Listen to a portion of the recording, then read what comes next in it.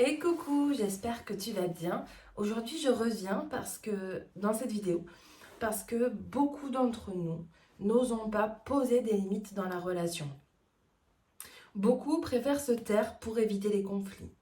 D'autres culpabilisent après avoir posé une limite. D'autres se mettent en colère en fait de suite parce qu'il y a une surcharge mentale. Donc ils n'osent pas.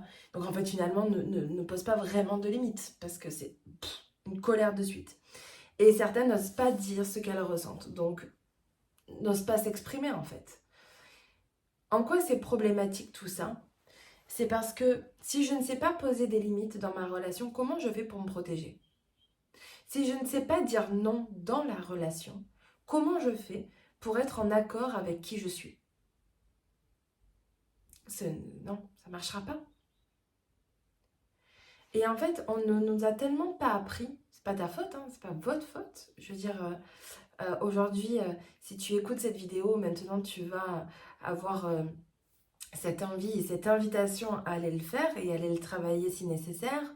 Mais en tout cas, pour beaucoup d'entre nous, on ne nous a pas appris à poser des limites sainement.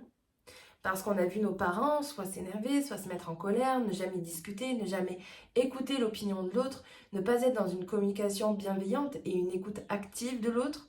Ce qui nous... Enfin, vous savez, par exemple, je vais vous donner tout simplement un truc, c'est les débats télévisés, euh, que ce soit politique ou autre.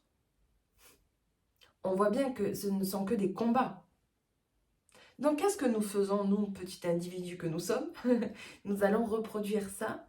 Et parfois, nous ne sommes pas d'accord avec ça. Donc qu'est-ce que nous allons faire? Nous allons éviter toute communication qui pourrait éventuellement amener sur un conflit.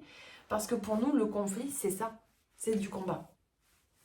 Alors que le conflit et la résolution du conflit n'est absolument pas un combat. C'est une écoute d'amour et de bienveillance vis-à-vis de l'autre et envers nous-mêmes pour qu'on puisse, lui et moi, euh, sortir de cette situation gagnant-gagnant.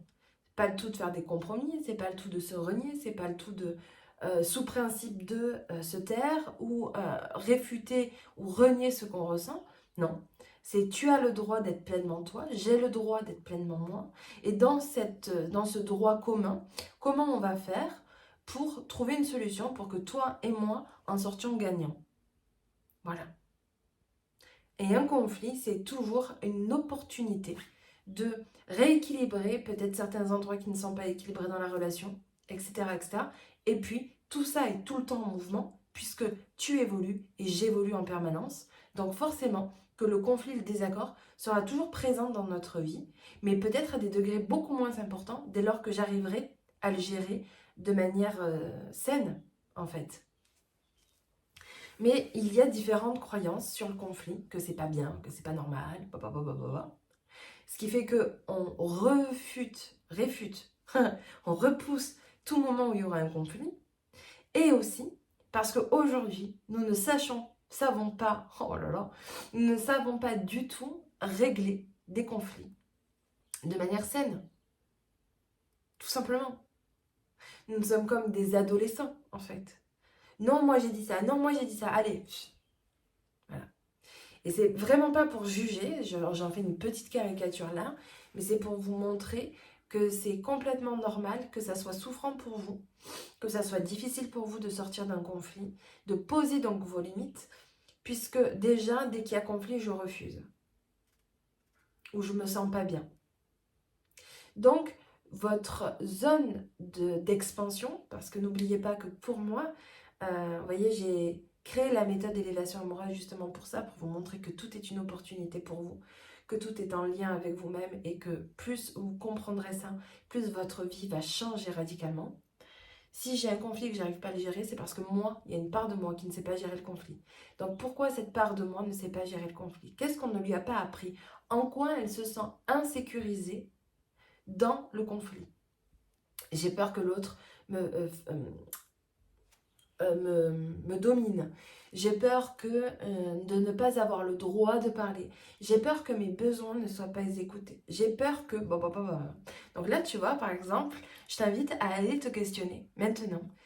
Qu'est-ce qui te fait peur dans le fait de poser tes limites dans une relation, dans un conflit? De quoi as-tu peur? Qu'est-ce qui est terrible pour toi?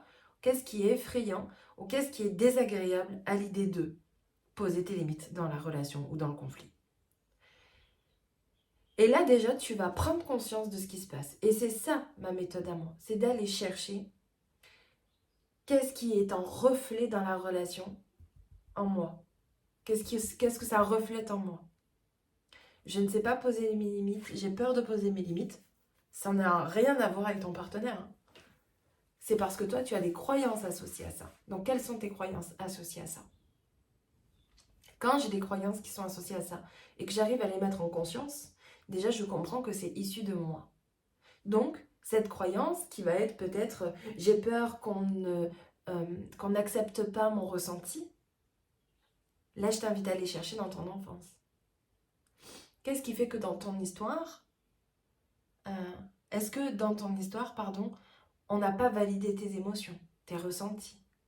Comment ça se passait dans ta vie avant, quand tu exprimais quelque chose? Est-ce que tu étais écouté? Est-ce qu'on prenait attention, on faisait attention à ce que tu disais, etc., etc. Quand je comprends ça, enfin, je vais pouvoir apaiser mon système nerveux parce que, tout simplement, j'ai compris que ce que je ressentais n'était en rien avec mon partenaire. Et c'est là où les choses vont pouvoir changer pour toi. Et si tu comprends ça, c'est que maintenant, quand tu comprends ça, tu dois incarner cette femme-là.